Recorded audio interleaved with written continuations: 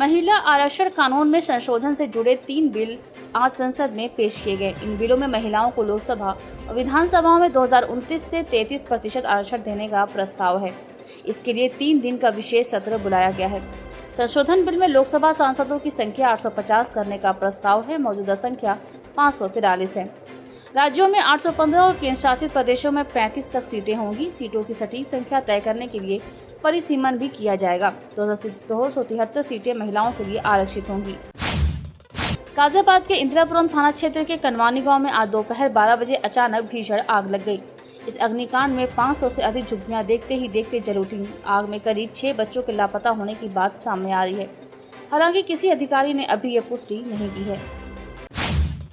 संसद के विशेष सत्र के दौरान आज लोकसभा में प्रधानमंत्री नरेंद्र मोदी ने महिला आरक्षण विधेयक यानी नारी शक्ति वंदन अधिनियम पर चर्चा की।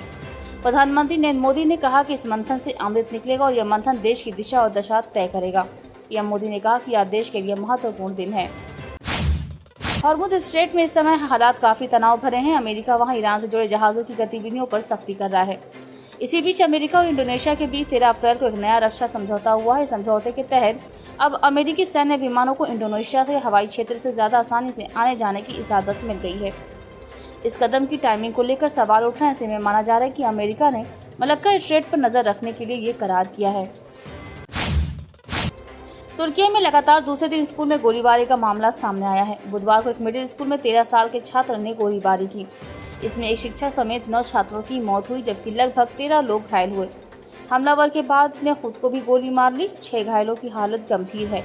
गवर्नर मुकर्रम उल्लियर ने बताया कि हमलावर 8वीं कक्षा का छात्र था।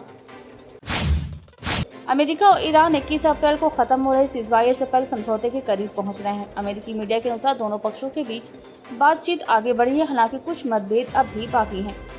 इस बीच तेहरान में ईरानी अधिकारियों और पाकिस्तानी सेना प्रमुख आसिम मुनीर के बीच अहम बैठक होगी। मुनीर पहले ही ईरान पहुंचकर विदेश मंत्री अब्बास अरागची से मुलाकात कर चुके हैं और वे अमेरिकी संदेश लेकर गए हैं। अमेरिका ने रूस और ईरान से तेल खरीदने के लिए दी गई छूट खत्म कर दी है। इससे भारत पर व्यापक असर पड़ने की आशंका है। इसकी वजह यह है कि भारत ने हाल में इन देशों से काफ़ी तेल खरीदा था, जिससे हॉर्मुज़ स्ट्रेट से होने वाले आयात की काफ़ी हद तक भरपाई हो गई थी। लेकिन खासकर रूस के तेल की खरीद बंद होने से भारतीय रिफाइनर्स की मुश्किलें बढ़ सकती हैं। भारत दुनिया में कच्चे तेल का तीसरा बड़ा आयातक है और अपना करीब 90% क्रूड आयात करता है।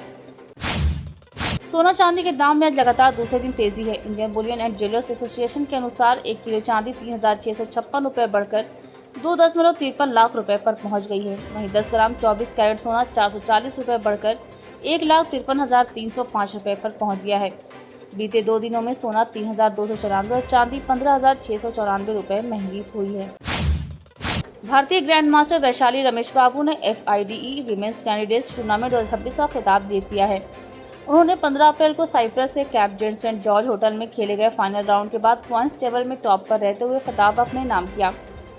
वैशाली ने फाइनल राउंड में सफेद मोहरों से खेलते हुए रूस की अनुभवी खिलाड़ी कैटरीना लग्नो को हराया। 24 साल की वैशाली कैंडिडेट्स टूर्नामेंट जीतने वाली पहली भारतीय महिला बन गई हैं और वे वर्ल्ड चैंपियनशिप में चीन की मौजूदा वर्ल्ड चैंपियन जू वेनजून को चुनौती देंगी।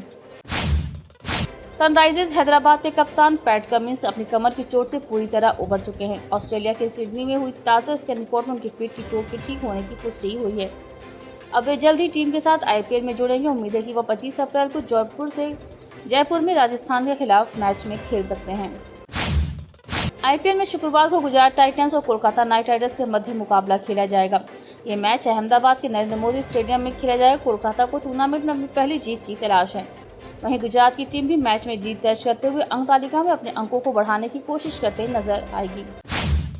मध्य प्रदेश सरकार ने राज्य के कर्मचारियों को बड़ी राहत दी है। छठे वेतनमान के तहत आने वाले करीब 40,000 कर्मचारियों और अधिकारियों का महंगाई भत्ता 5% बढ़ा दिया गया है। इस बढ़ोतरी का लाभ 1 जुलाई 2025 से मिलेगा। छठे वेतनमान वाले कर्मचारियों को DA 252% से बढ़कर 257% हो गया है। ये बढ़ोतरी अप्रैल 2026 की सैलरी से लागू होगी।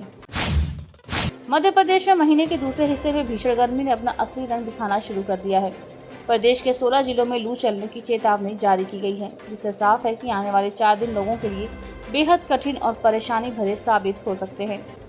मौसम विभाग का कहना है कि प्रदेश में गर्मी से राहत मिलने के आसार फिलहाल नजर नहीं आ रहे हैं। मुख्यमंत्री डॉक्टर मोहन यादव ने कहा कि 16 अप्रैल से प्रदेश में जनगणना का शुभारंभ हो रहा है।